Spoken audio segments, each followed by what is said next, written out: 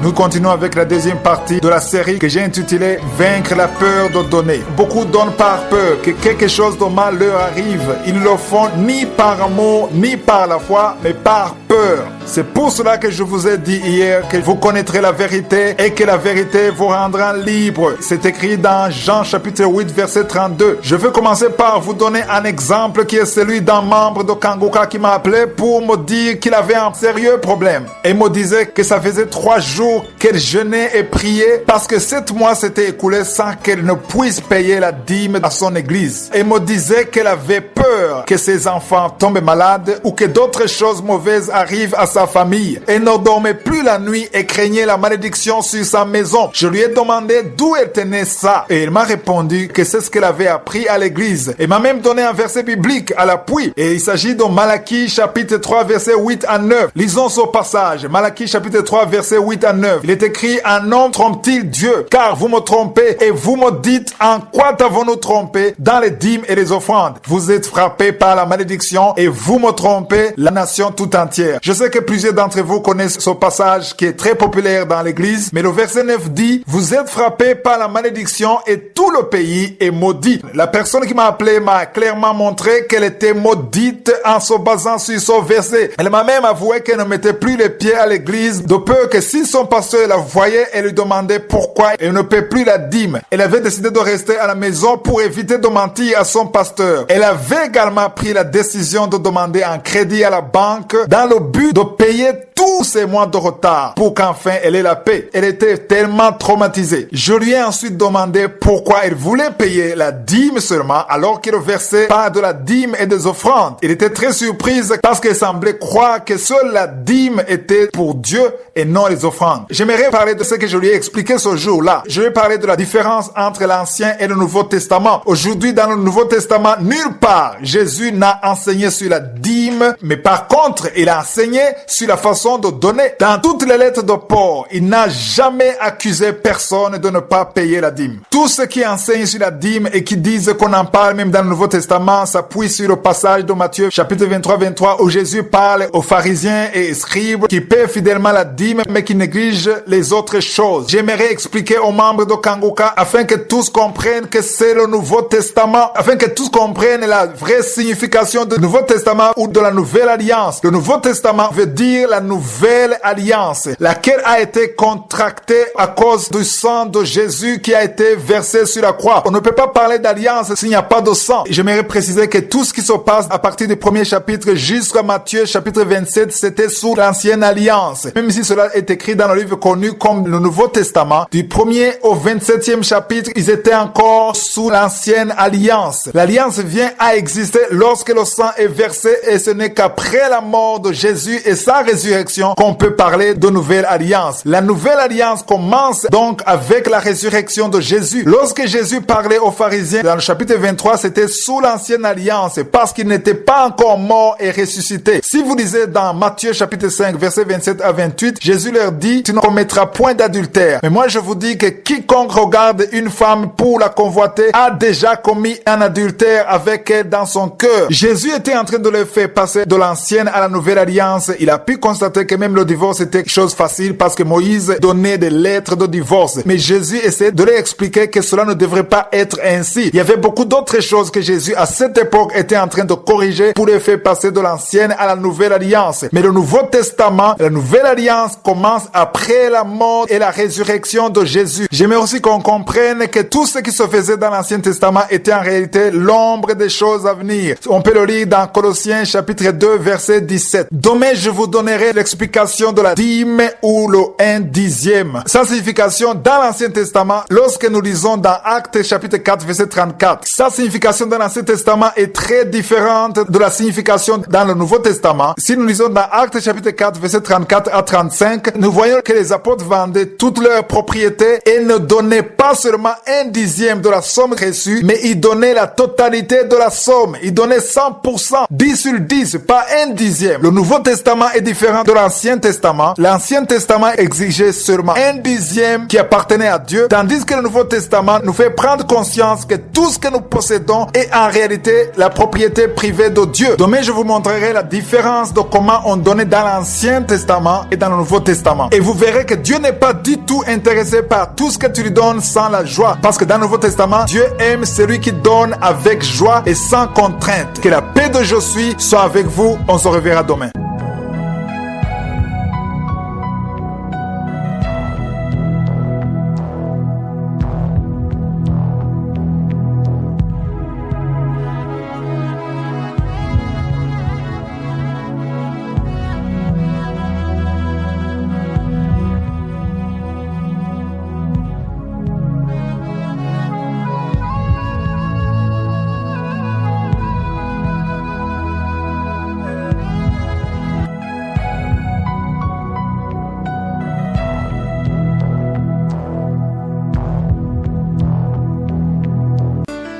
Nous continuons avec la deuxième partie qui est l'enseignement biblique. Nous commençons aujourd'hui avec un nouvel enseignement que j'ai intitulé « Vaincre la peur de donner ». Je ne sais pas si vous comprenez le titre de cet enseignement et pourquoi j'ai choisi de l'appeler ainsi. Je l'ai choisi pour répondre à certains messages que je reçois de la part de certains auditeurs de Kanguka. Pas mal de personnes m'ont écrit en me disant qu'ils avaient peur de donner parce qu'ils ne savaient pas s'ils le faisaient bien ou pas. Certains disent même qu'ils ont peur parce qu'ils croient qu'ils sont maudits. Ça c'est grave. Parce qu'ils croient qu'ils sont maudits ou qu'ils sont sous une malédiction. Ils ont peur que leurs enfants tombent malades si jamais ils ne parviennent pas à donner comme cela est exigé. D'autres pensent qu'ils pourraient être maudits parce qu'ils ont une dette envers Dieu et beaucoup d'autres choses. J'ai pu répondre à certains d'entre eux, mais en même temps, je me suis rendu compte que beaucoup avaient ce problème, que ce soit en Afrique, en Europe et partout ailleurs. Tous ces gens ont peur que les enseignements qu'ils ont reçus leur disant que s'ils ne donnaient pas à l'église, eh bien, ils sont en train de voler de l'argent appartenant à Dieu. Et que celui qui vole Dieu est automatiquement maudit, que la malédiction repose sur sa maison, sur son travail, sur ses enfants, que beaucoup d'autres choses mauvaises vont lui tomber dessus. Et donc, pour éviter que ça lui arrive, la personne tente, bien que mal, de s'acquitter de son dû, quelque peu fatigant pour lui. Certains me disent qu'ils sont fatigués parce qu'il y a plusieurs mois de retard. J'ai parlé brièvement de cet enseignement lorsque j'enseignais sur la loi et la foi, mais je souhaitais y revenir parce que nous venons juste de terminer l'enseignement intitulé « Vaincre la peur ». Et j'ai été inspiré par le Saint-Esprit à continuer dans cette voie en voulant également répondre à toutes ces personnes qui nous ont écrit. Parce que la peur de donner existe réellement et Satan sait comment utiliser cette peur en sa faveur. Il opère à plusieurs niveaux. Au niveau des prédicateurs, des pasteurs, des enseignants, en les empêchant d'enseigner sur la façon de donner parce qu'il leur dit que les gens vont croire qu'ils sont en train de demander de l'argent. D'un autre côté, les chrétiens ne veulent pas entendre les enseignements concernant l'argent ou les finances parce qu'ils disent « Enseigne-nous les choses spirituelles, des choses parlant de la vie céleste, de la vie spirituelle, mais on ne veut pas entendre parler des finances. » Ce qui a fait que ce sujet est devenu un sujet tabou et engendre la peur. Et petit à petit, Satan a suscité la peur à tel point que même si on en parle dans l'église, c'est pour condamner, juger, faire peur aux gens. C'est pour ça que je vais enseigner sur ça, pour que nous puissions tous être délivrés de cette peur de donner. Il y a un verset biblique sur lequel je vais m'appuyer le long de cet enseignement. C'est dans Jean chapitre 8, verset 32. Il est écrit, vous connaîtrez la vérité et la vérité vous affranchira. Lorsque tu connaîtras la vérité, tu seras libre. Lorsqu'il sera question de donner, tu donneras conformément à la parole de Dieu, sans peur ni traumatisme. Je vais parler de 4 points sensibles. Le premier point, c'est la différence entre l'Ancien et le Nouveau Testament. Tu ne peux pas être délivré si tu ne connais pas cette différence. Le deuxième point, c'est pourquoi et comment donner. Il est important de connaître comment donner conformément à la parole de Dieu. Le troisième point, c'est quelles sont les causes du blocage des finances. Plusieurs constatent qu'il y a un blocage au niveau de leurs finances, mais n'en connaissent pas la cause. Nous verrons selon la parole de Dieu les causes de ce blocage. Ça existe et nous le savons. Le quatrième point, c'est la gestion des finances. J'aimerais préciser que plusieurs enseignements viennent nous encourager et nous pousser à donner, mais peu nous indiquent comment gérer nos finances. La Bible contient des réponses à ce sujet et nous le verrons. Aujourd'hui, c'était juste pour introduire ce nouveau sujet. Nous avons été appelés à la liberté, nous devons donner selon la volonté de Dieu,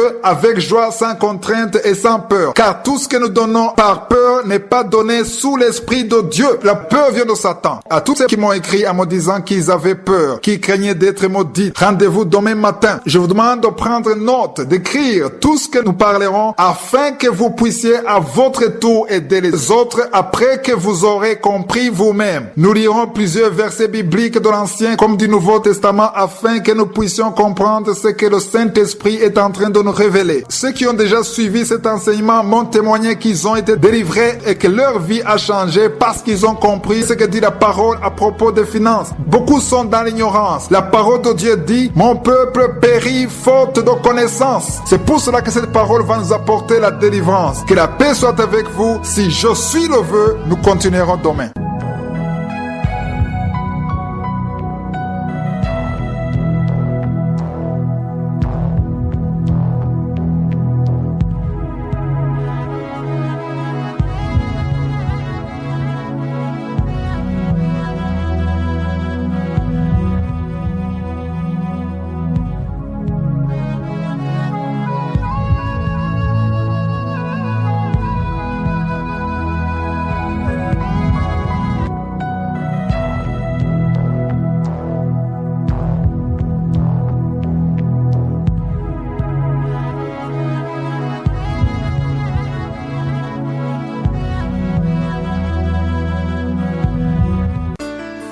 Nous continuons avec la deuxième partie de cet enseignement. Ce lundi, nous avons commencé un nouvel enseignement intitulé « Vaincre la peur de donner ». Nous avons longuement parlé de la façon dont les gens ont peur de donner parce qu'ils pensent qu'ils sont maudits. Toutes ces personnes donnent parce qu'ils ont peur et non par la foi ou par amour et même sans la joie. J'ai préparé cet enseignement pour que toutes ces personnes soient délivrées de cette peur et qu'ils sachent donner conformément à la parole de Dieu et selon sa volonté. Hier, j'étais en train d'expliquer la différence entre l'Ancien et le Nouveau Testament. Beaucoup n'ont pas encore compris que Jésus est venu dans l'Ancien Testament pour les faire passer de l'Ancien au Nouveau Testament. Plusieurs versets bibliques en parlent, notamment dans Matthieu chapitre 15 versets 22 à 23. Ce passage parle de la femme cananéenne. Elle n'était pas israélite, mais elle est venue demander un miracle à Jésus. Elle a tellement insisté alors que Jésus était en train de lui dire non, parce que Jésus lui disait qu'il était venu pour les enfants d'Israël et non pour les étrangers. Parce que la femme n'était pas israélite. Dans Matthieu chapitre 15 verset 26, Jésus répond en disant: il n'est pas bien de prendre le pain des enfants et de le jeter aux petits chiens. Ceci montre bien qu'avant sa résurrection, Jésus ne faisait des miracles que pour les enfants d'Israël, tandis qu'aujourd'hui, tout le monde a accès à sa puissance de guérison et à sa bénédiction à cause de son sang. Le Nouveau Testament commence avec la mort et la résurrection de Jésus. Dans Matthieu chapitre 19 verset 16 à 22, vous y lirez l'histoire d'un jeune homme riche qui essayait de suivre toute la loi de Moïse, mais comme Jésus voulait l'amener sous la nouvelle alliance, il lui a demandé de prendre tout l'argent qu'il avait et d'aller le donner aux pauvres. Le jeune s'en allant tout triste parce qu'il ne comprenait pas et il était très déçu. Je voudrais que vous compreniez qu'aujourd'hui, sous la nouvelle alliance, tout ce que nous avons appartient à Jésus. Ce n'est pas seulement 1 sur 10, ce n'est pas seulement 1/10, mais la totalité de nos avoirs, la totalité de nos biens appartient à Dieu. Dans Actes chapitre 4, verset 34 à 35, nous l'avons déjà vu qu'ils ont vendu tout ce qu'ils possédaient. Au verset 35, on voit bien qu'ils déposaient tous leurs biens aux pieds des apôtres. Il n'est écrit nulle part qu'ils auraient donné 1/10 de leurs biens. Cela devrait nous enseigner que tout ce que nous avons appartient à Dieu. Il faudra plutôt nous baser sur ce passage de Romains 8:14 qui dit que tous ceux qui sont conduits par l'Esprit de Dieu sont fils de Dieu. Et soyons conduits par l'Esprit de Dieu. Ne limitons pas Dieu par le 1/10, mais laissons Dieu nous guider vers sa volonté. Dieu veut que tout ce que nous avons soit à sa disposition. Lisons dans 2 Corinthiens 9, verset 7, il est écrit que chacun donne comme il a résolu en son cœur, sans tristesse ni contrainte, car Dieu aime celui qui donne avec joie. C'est un passage du Nouveau Testament, car Jésus était déjà mort et ressuscité. Toi qui m'écoutes, je ne sais pas si tu donnes avec joie, mais si ce n'est pas le cas, Dieu n'est pas content de ton offrande, parce que Dieu aime celui qui donne avec joie, avec une pleine conviction bénédiction par la foi et en honorant Dieu. Je vais vous l'expliquer lorsque j'enseignerai sur le pourquoi nous donnons et comment il faut donner. L'apôtre Paul n'a jamais condamné les gens comme étant des voleurs en leur disant qu'ils seraient maudits s'ils ne donnaient pas la dîme. Mais au verset 6, il dit aux Corinthiens, sachez-le, celui qui sème peu moissonnera peu et celui qui sème abondamment moissonnera abondamment. Mais il n'a jamais condamné personne. Pourquoi ceux qui te disent que tu voles Dieu dans les dîmes ne le disent pas également pour les offrandes? Parce que le passage de Malachie chapitre 3 verset 8 à 9 que nous avons cité parlait à la fois de la dîme et des offrandes. Ne vous attachez pas à la loi comme nous le lisons dans Galates chapitre 3 verset 10, car il est écrit que tous ceux qui s'attachent aux œuvres de la loi sont sous la malédiction. Cela veut dire que c'est toi-même qui te mets sous la malédiction lorsque tu décides de t'attacher à la loi, car il est écrit maudit et quiconque n'observe pas tout ce qui est écrit dans le livre de la loi et ne le met pas en pratique. Il y avait 613 lois sous l'ancienne alliance, mais aujourd'hui nous sommes sous la grâce. Donc ne cherchez pas à être sous la loi, mais soyez conduits par l'Esprit de Dieu, car sans Dieu, tu ne peux pas y arriver. Nous continuerons demain si je suis le vœu. Passez une bonne journée.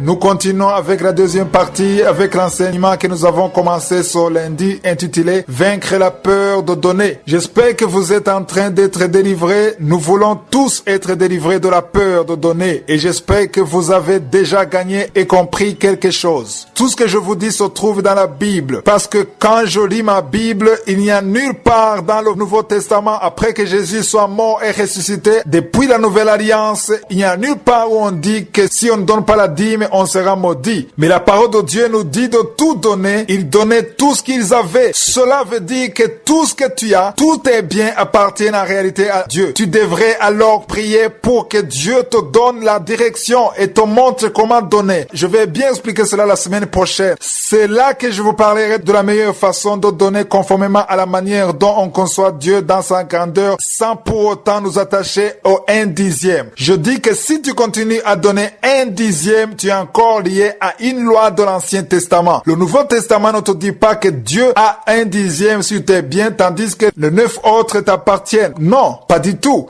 Le Nouveau Testament dit que la totalité même est à Dieu. Tout ce que tu as appartient à Dieu. Dieu ne veut pas que tu lui donnes 10% pour qu'ensuite tu lui dises que vous êtes quitte. Nous devrions chercher la volonté de Dieu sur la totalité de nos biens. Je vous ai dit que dans Colossiens chapitre 2 verset 17, la Bible dit que c'était l'ombre des choses à venir. Si tu vois l'ombre d'une personne, tu peux pas savoir à l'avance qui est cette personne. Chers frères et sœurs, aujourd'hui nous ne sommes plus dans l'ombre. Nous ne sommes plus dans l'Ancien Testament. Nous sommes dans le Nouveau Testament. Jésus a dit dans Matthieu chapitre 5 verset 17 qu'il n'est pas venu abolir la loi, mais qu'il est venu l'accomplir. Toute la loi de l'Ancien Testament parlait de Jésus en partie, dans l'ombre, dans 1/10. Aujourd'hui, nous sommes dans 10/10, c'est-à-dire la totalité. Je voudrais que nous marchions comme ceux qui sont dans le Nouveau Testament, soyons conduits par l'Esprit de Dieu. Basons-nous toujours sur ce verset de 2 Corinthiens chapitre 9 verset 7 qui dit que chacun donne comme il l'a résolu en son cœur sans tristesse ni contrainte, car Dieu aime ceux qui donnent avec joie. Ce verset est vraiment du Nouveau Testament et je vous assure qu'il n'y avait pas ce genre de paroles dans l'Ancien Testament parce qu'on ne parlait pas du tout de la joie. Il fallait juste accomplir la loi. Si tu ne le faisais pas, c'était la malédiction qui devrait suivre. Mais aujourd'hui, grâce au sang de Jésus, il y a la grâce pour que nous sortions de la loi de la malédiction. Moi, je vous dis que souvent les gens sont maudits parce qu'ils croient qu'il y a une malédiction sur eux. Ce que tu crois, c'est ce qui t'arrive. Il y a exactement 9 ans que j'ai compris cette réalité. vérité. J'ai alors compris que je n'étais pas maudit, que j'étais plutôt béni. C'est pourquoi maintenant je ne suis plus lié à un dixième. Je prie alors que l'Esprit de Dieu me guide et me montre ce qu'il veut que je donne. Et je le fais avec joie. Et j'ai vu des fruits. Par contre, je n'ai jamais vu de malédiction par manque de paiement de un dixième. Dieu veut que tu donnes avec joie, avec un cœur qui veut réellement donner. Demain nous continuerons, mais avant, je voudrais répondre à une question que plusieurs auditeurs m'ont déjà posée en me demandant quel était le rôle de la dîme, puisqu'on donnait la dîme, c'était pour quel but? Beaucoup de gens veulent comprendre la signification de la dîme dans l'Ancien Testament. La réponse se trouve dans Deutéronome 26, verset 12. Il est écrit: lorsque tu auras achevé de lever toute la dîme de tes produits, la troisième année, l'année de la dîme, tu la donneras aux Lévites, à l'étranger, à l'orphelin et à la veuve, et ils mangeront et se rassasieront dans tes portes. Écoutez bien ceux qui le peuvent. Écrivez vraiment ces 4 points. La parole dit: tu donneras la dîme aux Lévites. Lévi était un des 12 fils de Jacob et Dieu avait choisi cette tribu pour être à son service. C'était eux qui levaient la dîme. Deuxièmement, c'était aux étrangers. On donnait la dîme aux étrangers. Troisièmement, on donnait la dîme aux orphelins. Quatrièmement, on donnait la dîme aux veuves. C'est ainsi qu'on utilisait la dîme dans l'Ancien Testament. Que Jésus soit avec vous. Nous continuerons demain.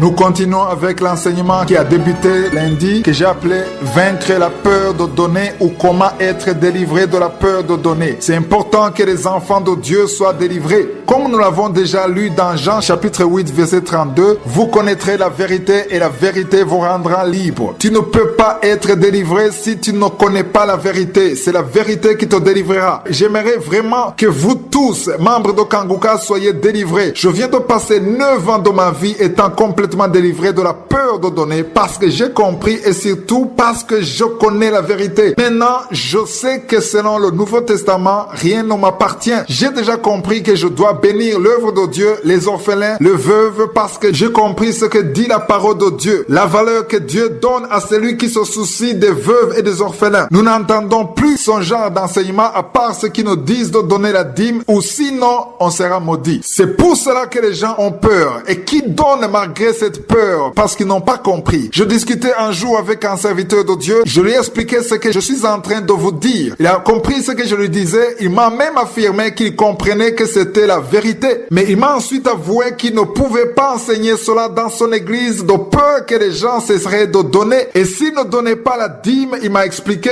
qu'il aurait de sérieux problèmes financiers. Je lui ai demandé si réellement il acceptait que les membres de son église restent dans l'ignorance des choses que lui-même avait comprises dans le seul but qu'il continue à percevoir la dîme comme avant. Dans 2 Corinthiens chapitre 9 verset 7, la parole dit clairement que chacun donne comme il a résolu en son cœur, sans tristesse ni contrainte, car Dieu aime celui qui donne avec joie. Je lui ai demandé cela sur base de ce verset. Non seulement ces personnes ne donnent pas avec joie, mais l'autre souci, c'est qu'ils prennent ce qui reste, c'est-à-dire le 9/10, qui reste comme leur appartenant, alors que nous avons vu que tous nos biens appartiennent à Dieu. La parole de Dieu dit que c'est lui qui produit en nous le vouloir et le faire. C'est lui qui nous pousse à faire ce qui est conforme à sa volonté. Je sais que plusieurs serviteurs de Dieu m'écoutent en ce moment. Je vous dis que si les gens cessaient de donner à cause de cette vérité, c'est parce qu'ils auront été mal enseignés. C'est pour cela que vous devez leur enseigner pourquoi ils doivent donner. C'est ce que nous verrons la semaine prochaine. Celui qui donne doit savoir pourquoi il le fait et la motivation qui le pousse à le faire selon la parole de Dieu. Il y a des gens qui commencent à soutenir l'œuvre de Dieu, à aider les veuves et les orphelins et même les étrangers, mais qui au bout d'un certain temps n'y arrivent plus. Pourquoi est-ce qu'ils se lassent? Parce qu'ils ont été mal enseignés. Nous lisons dans Malachie chapitre 3 verset 10 le passage que nous avons déjà cité dans cet enseignement. Le verset 10 dit: apportez à la maison du trésor toutes les dîmes afin qu'il y ait de la nourriture dans ma maison. Mettez-moi de la sorte à l'épreuve, dit l'Éternel des armées, et vous verrez si je n'ouvre pas pour vous les écluses des cieux, si je ne répands pas sur vous la bénédiction en abondance. Imaginez si la personne essaie et que rien ne se passe durant plusieurs mois alors qu'il a donné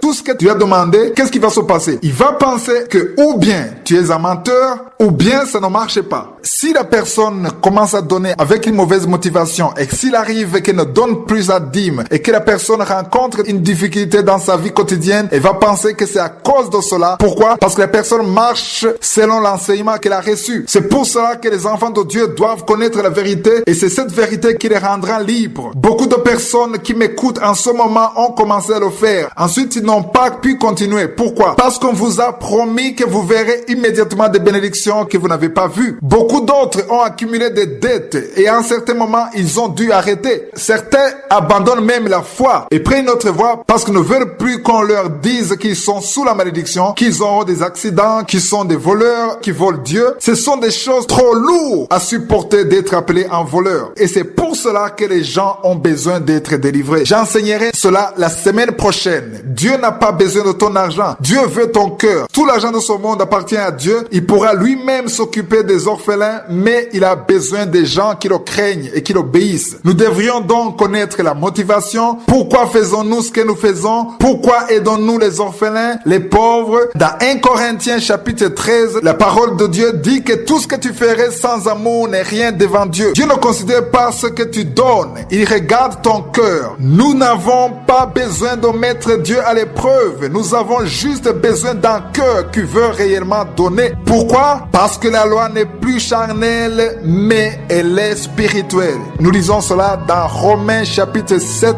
verset 14. Que la paix de Jésus soit avec vous et vos familles.